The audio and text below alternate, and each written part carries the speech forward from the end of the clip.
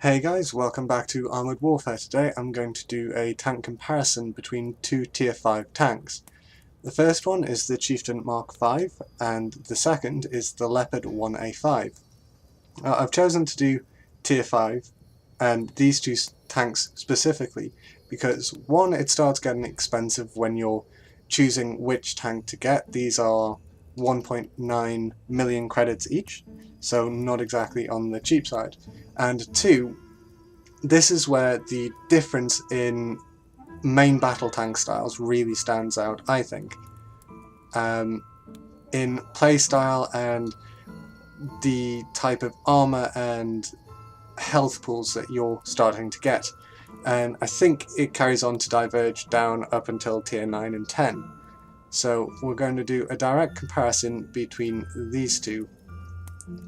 And for that, instead of going up here and having a look at the stats for each tank and then comparing them from memory, I have a little spreadsheet table-like thing to show you to make it slightly easier. So I'll flash that up now and I will go through the differences between the two tanks. So firstly, we're going to have a look at the only similar thing between the two tanks, and that's the cannon. The Chieftain gets 400 alpha damage compared to the Leopard's 359, but the Leopard does have 19 more millimeters of penetration compared to the Chieftain's 300, which means you can be a little more forgiving on the shots you're having to take. That 20 millimeters can come in very handy. The DPM, it's not a real world stat, but it does give you an idea of the type of damage you can expect from each tank in different situations. If you could keep your cannon firing for a minute and get 100% pens, you would do 3,225 damage in the Chieftain compared to 2,889 in the Leopard. But because of the playstyles of the two tanks and the fact that you're never really going to sit and just fire your cannon off for a minute solid and go straight through your targets, it's negligible really. You don't feel it and you can get exactly the same results in either of the tanks by adjusting your playstyle to compensate for the other factors in the tank. Cannon depression is pretty much the same, minus 10 to 0 on the Chieftain and minus 9 to 2 degrees on the Leopard. I've not found a great deal of difference when I've been playing between the two. I've never had any occasion to kind of complain about the depression on either of them. They're both very capable machines in that respect. The turret traverse, while not a cannon stat, it's up the top of the tank, so we'll do it while we're here.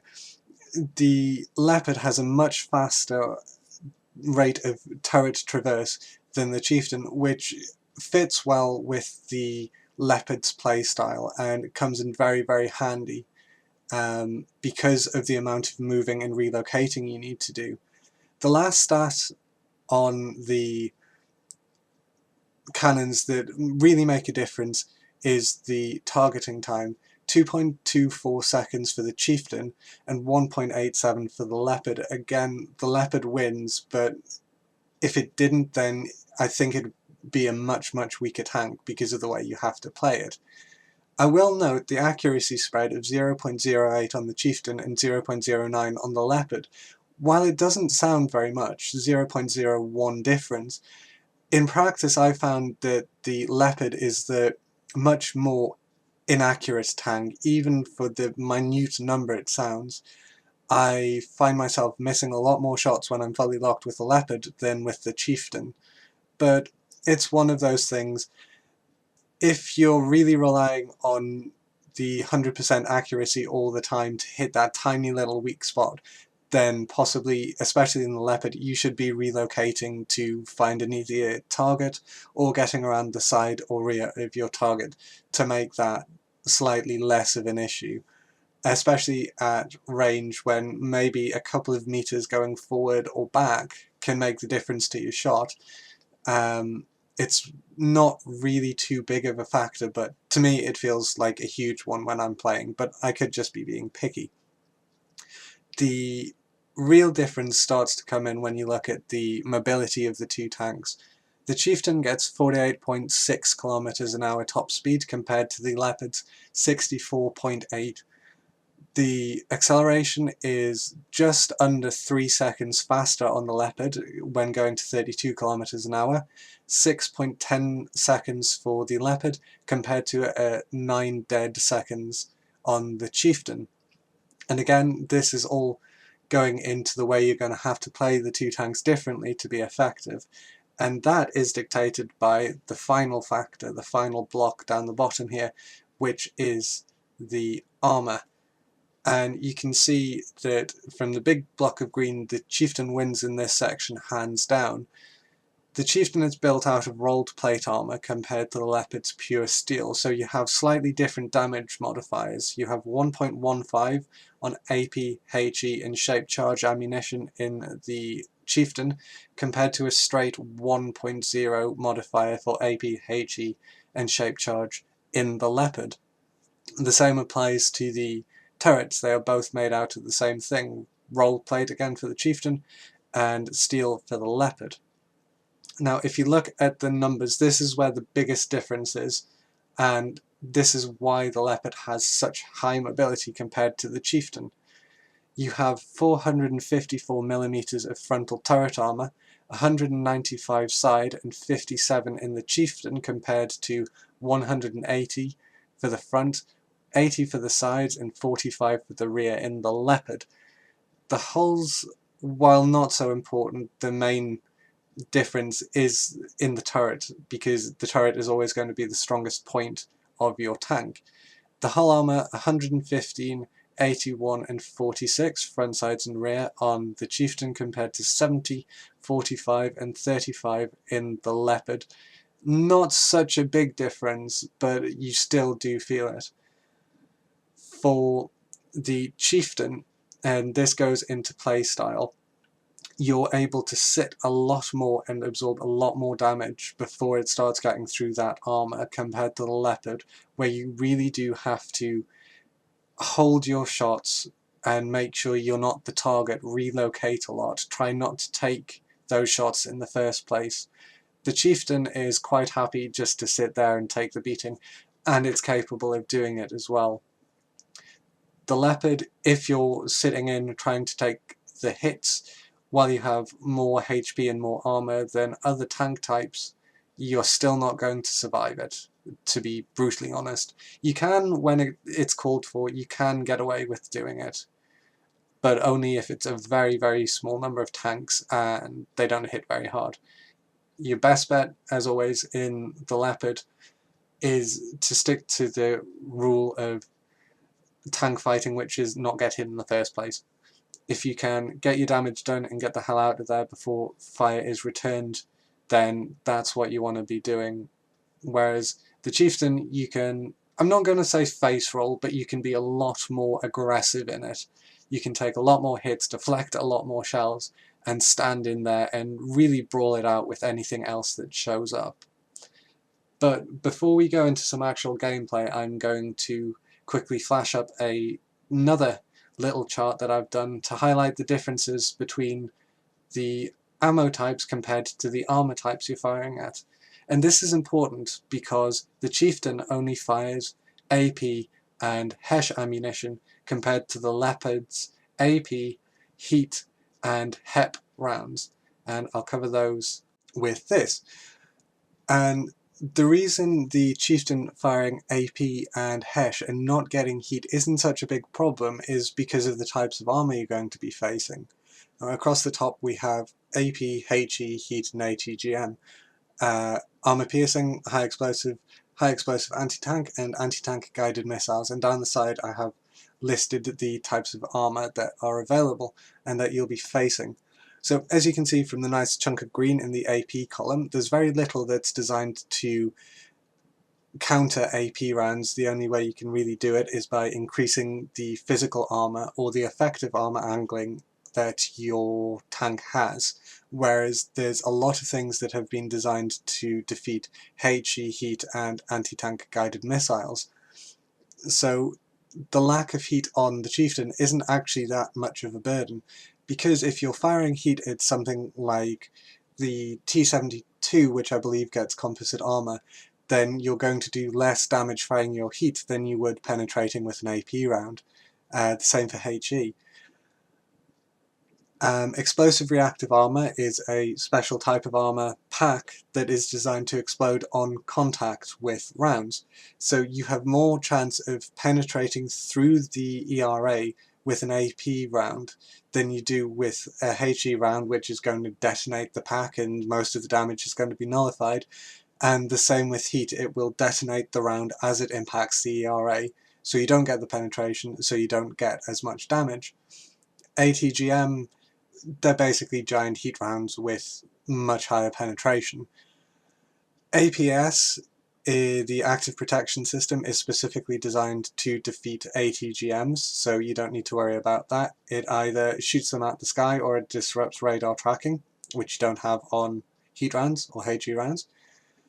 Cage armor is designed to, again, detonate the HE and heat rounds before it impacts the physical armor of the tank itself, so it's another bolt-on. Cage armor works the same for ATGMs, it'll make them explode before it impacts the actual armor of the tank, reducing the damage you're getting. Spaced armor can and will cause problems for AP because it increases the amount of penetration you need to go through the spaced armor, the air gap, and then the actual armor. And because AP penetrators rely on velocity and density to get that penetration, anything that stops it and slows down the round reduces its penetration value. But it will also defeat HE and heat and probably ATGMs because that round is going to explode before it gets to the actual armor as well, because it'll detonate on contact, or so much contact, so much penetration with the spaced armor. I'll point out I don't use ATGMs, so I'm assuming that the higher penetration value means the damage won't be as nullified by spaced armor as HE or heat rounds, but I don't use ATGMs, so I'm not 100% sure, so don't quote me on that one. Applique armor, the last armor type on this list, is literally armor bolt-ons, so you're adding on extra physical armor to the armor available on your tank, so they are going to affect every type of round because of the amount of extra penetration you need to actually get through that and the standard tank armor and then do damage. So that's very quickly the armor types. Homogeneous, because I missed it out and I've done everything else, is your standard armor type. It's one type of material and it's not designed to be effective against one type of round more than the other, so it'll always have the standard modifiers applied to it, roughly. In the case of the Chieftain, which gets rolled armor, which is a slightly more specialized type, that accounts for the extra 1.5 modifier that you get against all types of rounds, because it's a different type of armor to plain steel, which is technically homogeneous. But I'm rambling, so we shall go on to gameplay now. So first off, we're going to have a look at the Leopard 1A5 and how that performs. This is a game I played this morning. The Chieftain replay or gameplay was recorded last night. And this is very typical, I find, of the Leopard's matchmaking. I tend to get tier 6 and tier 7 matches more than I'm ever top tier. In fact, I think I've had maybe 2 tier 5 battles in the Leopard all the time that I've been playing it, and I've played it for a decent amount of battles now. But for the playstyle of the Leopard, you're going to be relying on its speed, its good gun, and your ability to read the map and react to things as they pop up and when. On this team I have an MBT-70 and a T-72A, so the ideal thing would be to use their armour and their health pools to allow me to do the damage. However, saying that, I'm going to be the first one into this cap circle because he popped up. Now normally I would sit and try and snipe while other people spotted from this position for a little bit, but with him already starting to cap and something else firing at me, I figure I'm going to have to take the hits, get these two down, and make sure the cap doesn't get overrun by enemies.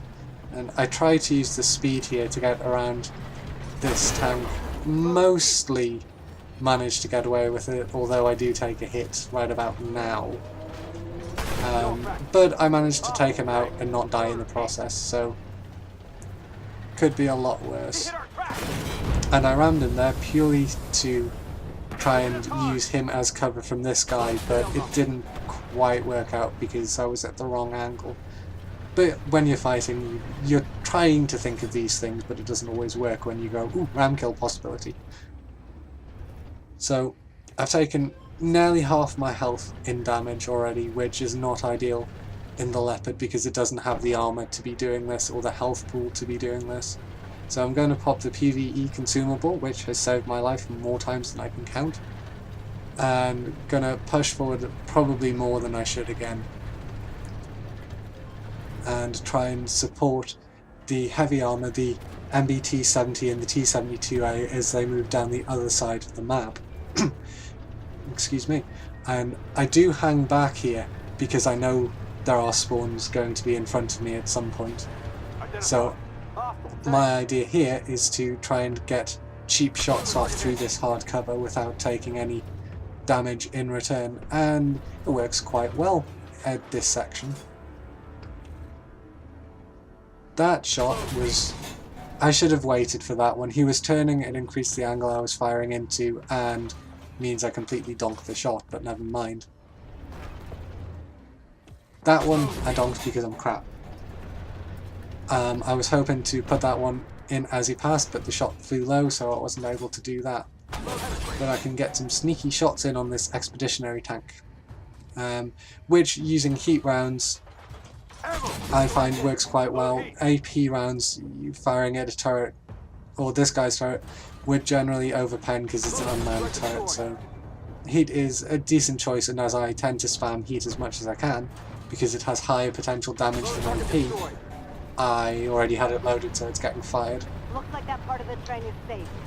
Don't let your And guard down. from now on, things go a little bit less well than I would like them. This is where your map awareness and knowledge of spawn points really comes in quite handy. Even though the Leopard can react quite quickly, you don't want to put yourself into the situations where you really have to, and you have to run away very, very quickly, which unfortunately I do in this case. But while I pay quite heavily in HP for it, I managed to get out of it alive because of the mobility of the Leopard. So I start off by going too far forward and getting those sneaky shots in, or a sneaky shot in, on whatever it was down towards the cap circle, I've forgotten, and the Scorpion that just appeared. Again, on the expeditionary tank, I can get his hull this time, so I can do full potential damage on the heat rounds that I'm still firing, even with a little bit of lag that I'm getting. And this is where I probably should have hung back a bit more.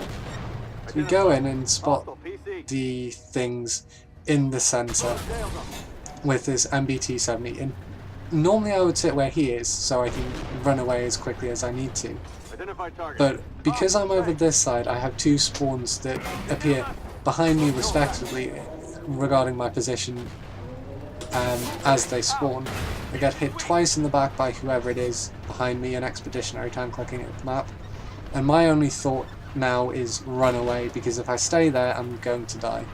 The armour on this thing cannot take hits, especially from the back, so it's try and get myself to a better position. Hopefully, and it worked this time, somebody dealt with whatever was behind me and I can start taking shots at this Chieftain Mark 5 while keeping as much of my tank covered as possible. And then it's back to the old rolling down the hill and taking pop shots. But this dude spawns, get a shot in, and just keep reversing. Your accuracy is good enough when you're going slowly that you can pull off that kind of shot. Which again is just getting free damage and hoping you don't take anything in return. Pop and shoot is the order of the day in this tank, regardless of whether you're top tier or not. And especially in this matchup where I'm not the top tier, I want to be keeping back as much as I possibly can. And we're not even onto the Watch third out, spawn enemy point forces yet. haven't given up yet. So while I'm headed to quite the far engine back room. in Looks regards like they've to brought in some the big guns. teammate who's gone ahead of me, because I can never pronounce his name, the Beagle, as I'm going to call him, I can make the ground up quickly enough because of the mobility of this Leopard. While it's not hitting anywhere near its top speed, I'd be going even slower in the Chieftain on We're this too map. late. The cartel's uploaded the Alright. stolen intel. Stop and reverse to Police A, will try and not get a going to shot be on happy this about guy, this. and B, because I saw the artillery pop up in front of me, and artillery always has friends in this spawn. But as soon as I saw that spotted marker, I ran away. Unfortunately, I take a hit from this stingray, but I keep backing up and try and use the terrain to cover as much as my tank as possible before he starts firing at me again. And he runs away. The same thing is going to happen because this is a spawn point. And you see me there donking a shot. I would like to call that lag, but I can't. I'm pretty sure there's a rock I forgot about hiding behind that bush. And I do exactly the same thing again and fire into the rock and miss yet another prime target. If I held my shot and just gone forward a little bit, I would still be firing heat. But as it is now, I've run out of heat. So it's up to the standard AP ammo to do the job, which it's more than capable of doing. It's got less potential damage than the Chieftain's AP, but it has more pen, so it's still going to do well. Now, I see something pop up behind me, and I stop for a second. I'm debating whether to turn myself around and start engaging that, or let somebody else deal with it. As it didn't shoot me, I decided the best thing is just to go forward and try and help out with this cap. And the same idea as last time: pop out, take shots, get back, don't take anything in return, if at all possible. And it does allow you to get in the damage you need and the kills. And unfortunately I forgot about his spawn, so for the rest of the game I'm playing on 82 health.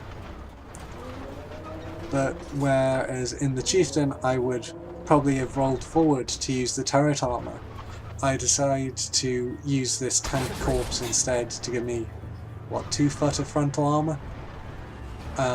Because I really cannot afford to take a hit, and I got very lucky there with the AI missing. That would have ended the game. As it is, I'm still here to do a little bit more damage and a few more kills before I go down.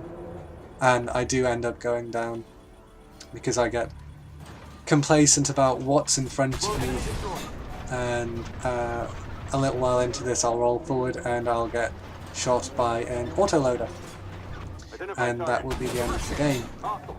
But for now it's supporting this guy again, who, to be fair to him, has either stuck with me most of the time or just thinks the same way as I do and is trying to get ranged damage in. While he has more armour than I do and a little bit more health at the minute, he also has a higher alpha gun, so he's capitalising on the same thing that I am, and that is the enemy being distracted by the rest of our teammates to get in-free damage and get kills. I see him spawn behind me and roll forward.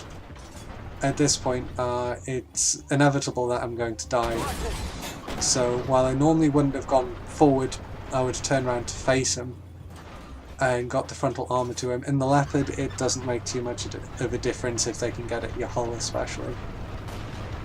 So I decide to run away, be brave, and take another kill while I can.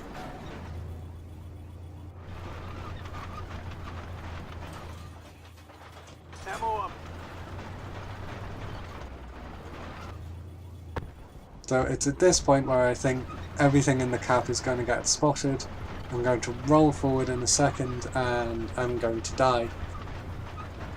But it was a good game nonetheless. I would have liked to survive, I always do, but I think it shows you what kind of gameplay you can expect to see in the Leopard. You're going to have to move a lot, you're not going to be able to sit still and snipe the shots really. It's very much pop, boom, get back in, and use the other weaknesses of the AI or your enemy to get the damage in and play effectively. And just while we're going through the end of the match here, the main principles for playing the Leopard, I find, are, like I say, cover as much as you can, be very, very aware of the enemy and your mini-map. Every time you have a free second, be checking that. Use your gun, rely on your gun rather than your armour, because you're more than capable of racking up a lot of damage if you play it right. And always try and be in either a supporting position or in direct support of somebody else. So in this case it was the T-72 and the cap points I was trying to cover. And once this is finished, 6 seconds, we will have a very, very quick look at the score screens, and I apologise for my load times. They're a little bit on the low side, which is slightly annoying, but there's nothing much you can do, unfortunately. Thank you for stopping the cartel here.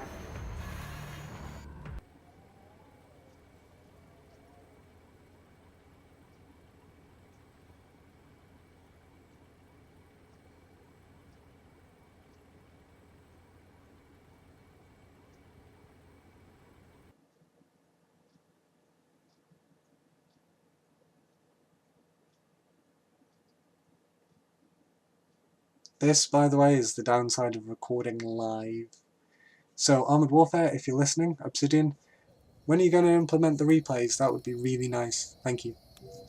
So, as you can see from the first score screen, 11,335 damage, the highest amount of XP and a sharpshooter award, or whatever the hell you call it, can't remember, puts me firmly top on both damage and XP.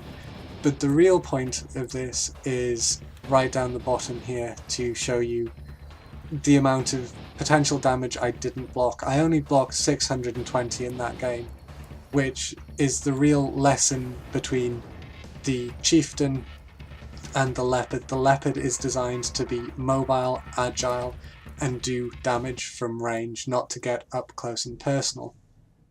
But finally we get onto the Chieftain Mark V gameplay, and this is a much different beast to the Leopard 1A5. This thing's armour means you can be at the forefront of the battle, and its limited speed means you really do want to be pushing forward ahead of the rest of your team, preferably with backup granted, but you're still able to take a lot more hits, and the playstyle is a little bit slower, but I think a lot more aggressive for this tank. And I realise I went on quite a bit through the last replay, so I'm going to try and keep the commentary to a minimum and only point out the important facts, and hopefully let you enjoy the gameplay while I intersperse it with helpful, hopefully, comments.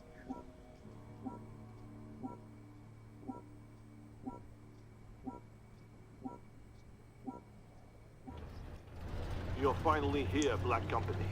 The BLM took over the just while we're getting started, actually, I will put in about spawn points. Even though Armoured Warfare, the last update, did change quite a lot of the spawn points, and the way that the enemy tanks spawn, the AI tanks spawn, knowing them, knowing roughly where tanks are coming from, is extremely helpful for both getting shots on target and knowing where you need to be for your next engagement.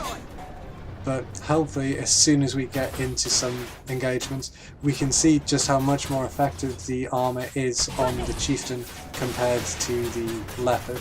All of those bounces haven't taken any damage yet, and we've already killed 3 tanks between us, and I myself have bagged one of those kills without taking anything resembling damage so far, so that's quite nice.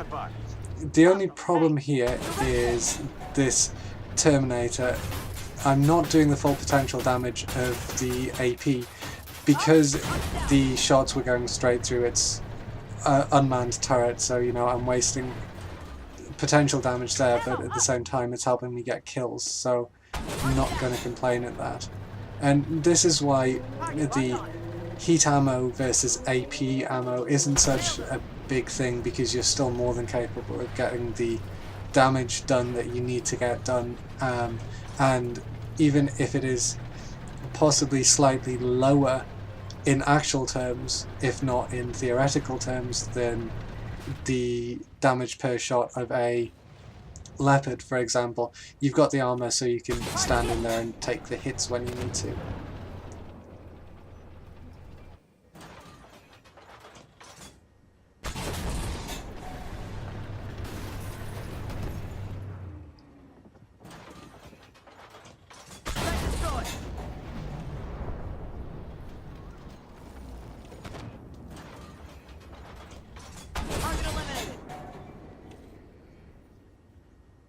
And here I do take a shot at the secondary because I am an idiot and forgot that it's actually a capture objective, not a destruction objective. But never mind, that probably would have been too easy.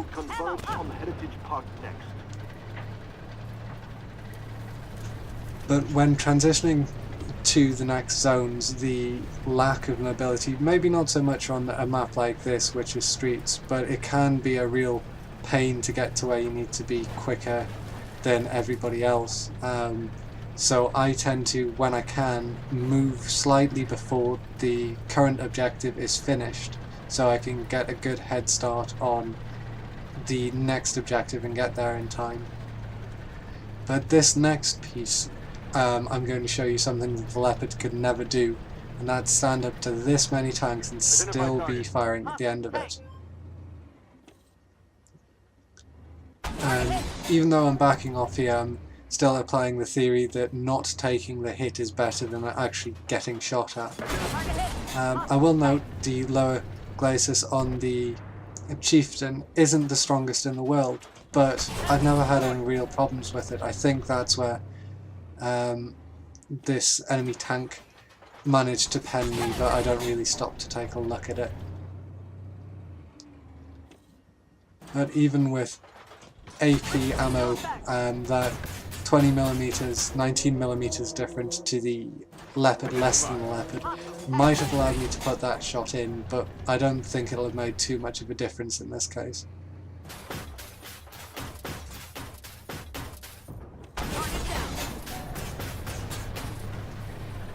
Identify. Hostile, PC. Ammo up, down.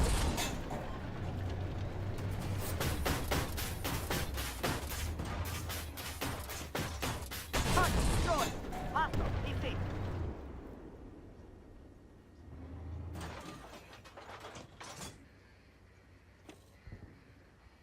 Enemy destroyed.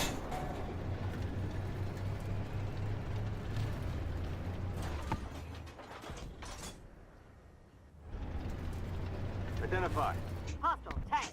Good hit.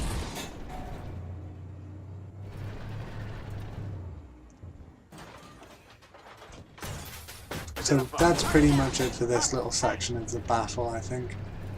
It does show you what the Chieftain is capable of. I know I'm top tier in this match, but the armor still stands up even when you're in tier 6 matches, and I've never yet been in a tier 7 match with this tank.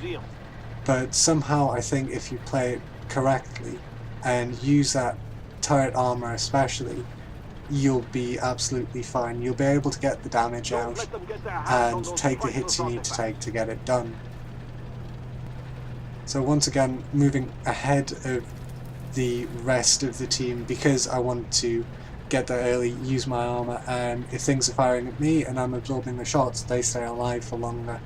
So this is the reverse, if you like, of the Leopard, where you want to be using somebody else's armor and somebody else's HP if you can, compared to your own. From main battle tanks anyway, if say there were 2 AFVs and you left in the Leopard, you're going to have to step up and try and be that MBT as much as you can. So in that case you would need to go hull down as much as possible and use the 180mm on the front of the Leopard, which, while not absolutely impossible compared to fighting in the Chieftain and relying on its armor and its damage modifiers, it's a lot harder to play a main tank role, I think, from my experience, than in the Leopard compared to the Chieftain. face hugging this little guy down here because I know he can't pen me and he's adding extra armor to my front, so it's always good to use that kind of thing when you can get away with it to, again, absorb damaging shots that might be sent from other tanks, other enemy tanks.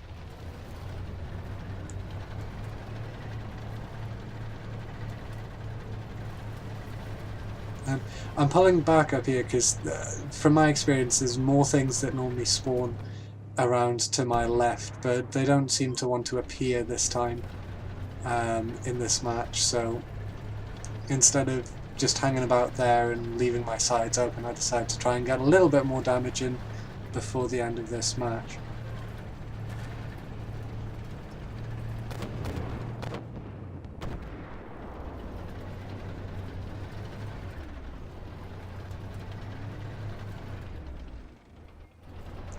This is the downfall, however, of the Chieftain. I know these are here and it's quite close to me, but had I have been having to race a Leopard to get there to get the extra damage and kills, then the Leopard would have won hands down. And if it's on full health, that's the kind of situation where the Leopard is going to do better than I will because he's better able to relocate and get shots on target because I'm crap at bounce. So yes, the Leopard would win for speed in this situation and getting ahead of me and getting his gun on target sooner. And there as well, that was a guided missile that this, I can't remember what you call it now, but his armour was able to negate. I think it was a Terminator, but I could be quite wrong. Yes, it was a Terminator, which I think have composite armour, if not ERA. I've never played a Terminator. I do have problems penning them with heat though, and ATGMs seem to have the exact same effect. And ignore that, thank you, that's me pressing the wrong button. Should have noticed that they actually put in those kind of buttons as F keys now. So, to sum up, the Chieftain, get in there, take the hits and do the damage. You've got the armour and the health pool to do it. Your gun is more than good enough to dish out the damage with the AP rounds, and you're still going to be able to do well even with the lack of heat for the slightly higher damage per shot. Not a problem on this tank at all. Have a very quick look at the post-game stats and highlight the difference, the real difference this armour makes. So as you can see, we got a nice few awards down the bottom there. Blue Star, most kills totaling 15 or more. Shooter, the accuracy of both guns is excellent, and I think the last one when I hover over it is the amount of hits and damage I blocked, showing you just how good the armour on the Chieftain is compared to the Leopard. Again, top for damage and kills by quite a way, and scrolling all the way down to the bottom. Eventually, I've recorded this, I'm not moving it while I'm talking. There we go, you can see a full 4,826 damage blocked by this armour. So there you go, Leopard, fast, manoeuvrable, accurate. Chieftain, slow, heavily armoured, still accurate. You can still get good results as long as you know how to play your tanks. So I hope this helps you decide which tank you would like at tier 5, which one you would like to go for. Thank you very much for watching, and I will cover the T72 at some point when I've unlocked it. So take care, and I'll see you again soon. Bye for now.